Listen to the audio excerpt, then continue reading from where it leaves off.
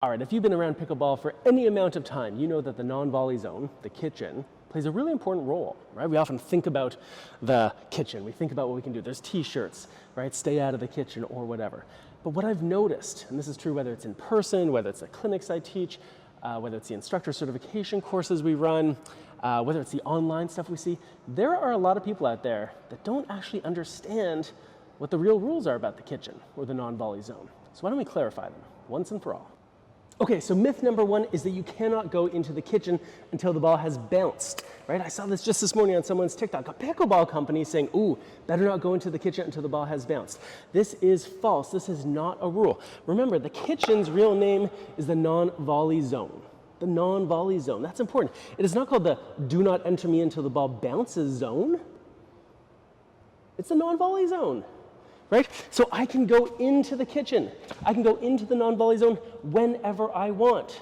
I just can't volley if I'm in this area, right? And a volley is when we hit a ball out of the air without a bounce. That is a volley. You cannot volley in this zone, but you're allowed to go into it whenever you want, right? So this is the first thing that's really important. You can go in here. Now, why does this matter? What's an example, a real practical example of needing to know this rule that you can't go in until the ball has bounced, or the fact that that's not a rule, I guess is what I mean. Let me give you an example. All right, have you ever been playing pickleball when maybe there's an exchange at the net, bang, bang, bang, and someone hits a ball and it's going way up high?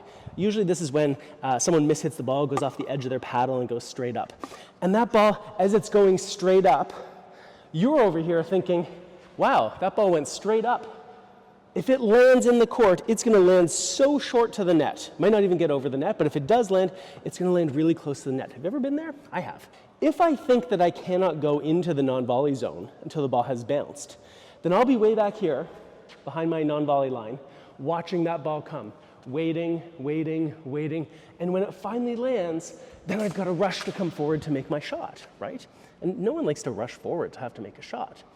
But if I understand that I can go into the non-volley zone whenever I want, even before the ball has bounced, then when I'm back here at my non-volley line and that ball goes way high, I see it, right? I can then step forward, wait, allow it to bounce, and then smack it.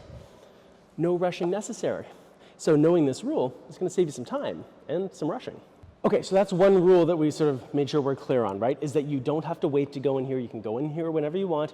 You just can't volley in there. So here's another one.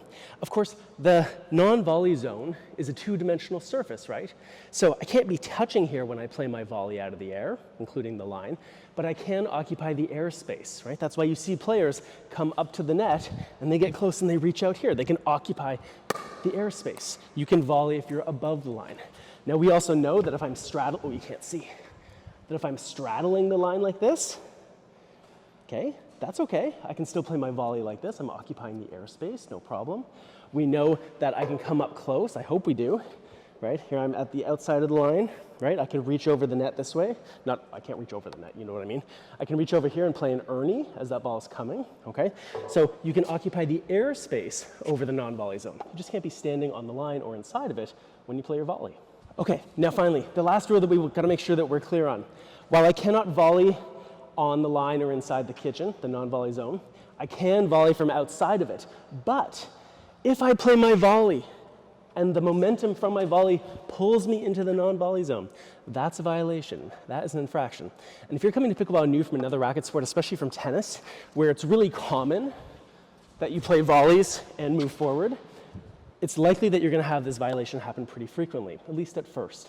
One of the tricks is that you have to be able to play your volley, right, and control your balance so you don't fall in there. Now, when does the statute of limitations expire?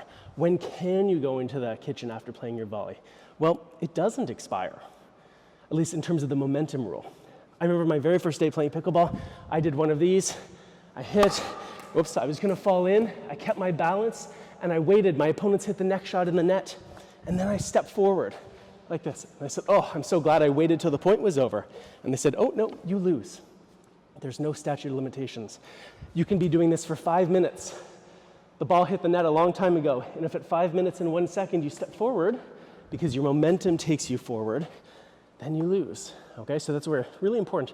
There's no statute of limitations. You've got to be able to hit that volley, control your balance, okay? Make sure it's not the momentum that's taking you in, and then you're fine.